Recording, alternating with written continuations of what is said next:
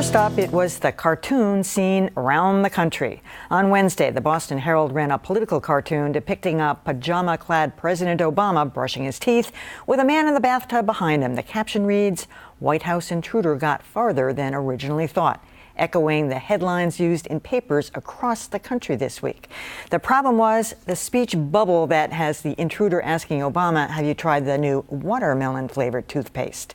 The watermelon reference was widely interpreted as racist, but cartoonist Jerry Holbert insisted on the Herald's internet radio station that he meant no offense. I didn't think people thought like this anymore. I didn't think of it at all when I did the cartoon. I mean, it was completely innocent. I'm just thinking about the flavors. Watermelon's a big flavor right now. The watermelon, Sour Patch Kids, I love those. For its part, the Herald issued a written statement apologizing to those who were offended, but stopping short of admitting fault for letting the cartoon go to print. So was this anything more than a comedy of errors? Joining me to hash it out are Neiman journalist and fellow Justin Ellis, Callie Crossley of WGBH News, and Dan Kennedy of Northeastern University. We discussed this on Wednesday when the cartoon first came out, and I said that when Jerry Holbert said he didn't know, he had never heard that correlation between watermelon and African Americans, I'm going to believe him. I mean, that's hard to make up. But the bigger issue was when somebody called to his attention that he should change it to raspberry, he never asked why. He changed it. The cartoon ran nationally. The fruit name change was made. But then nobody at the Herald, apparently, you learned this week, Dan, that Shelley Cohen actually did see it and didn't think anything of it, but she didn't say whether she made the correlation herself. Yeah, Shelley Cohen did talk to Jim Romanesco, the well-known media blogger, and said she did see it, and she didn't think it was a big deal. It wasn't entirely clear whether she knew there was a racial connotation or not.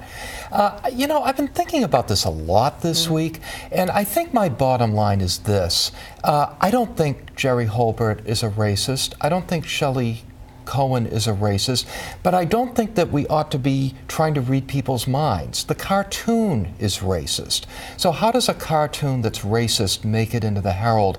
I think they've got a diversity problem in the newsroom. There are not people of color at the table as part of the everyday conversation over there, and I think it makes it easier for things like this to happen. By the way, the day after that Herald apology that appeared on the screen appeared, they apologized again, and I think they came to terms with it. It was more heartfelt, more straightforward, so they get it. But I think that now, what are they going to do to take the next step and do something about their diversity issue?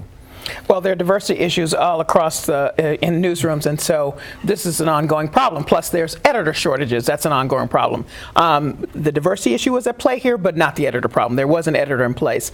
Okay, let's just for the moment, and I don't agree with you with how you interpreted Mr. Holberg's, I just didn't know. I think he thought watermelon was flavored toothpaste is a popular flavor. It is, but there are so many other flavors as well. In this day and time, with the kind of racist imagery that's been around the president, for you not to know it, even if you didn't know it 100 years ago, just doesn't fly with me. But let's put that aside for just a moment and say, when the syndicate editor said to him, "We're going to change that," he told him why. It has a racial overtone. Yeah. No, he said he told him why. So at that point, now you know. Why do you let it go on? Why don't you say to your editor, you know what, let's pull this? Because at that point, he agreed to change the flavor of the toothpaste. So the apology then just leaves a bad taste in my mouth, if I can say that, because you knew and you let it go. And I don't even have words to say why then the editor let it go on top of that. So all around, this is a bad deal. And let me just finally say,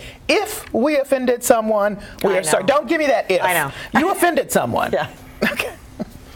I also find it hard to believe, I agree with Callie in this, that even if you are an editorial cartoonist these days, as much imagery as there is around the president, as much as there is at criticism and concern around that, you have to know that it's going to be interpreted in different ways. I mean, if you are painstaking in the way that you craft the president's ears as to be cartoonish and yet at the same time not to fit into any kind of stereotypes, you're aware of these things. You're aware of the imagery around him and around the office. And so for me, it didn't really sort of make any sense that you would make the joke of watermelon toothpaste. Yes, it exists.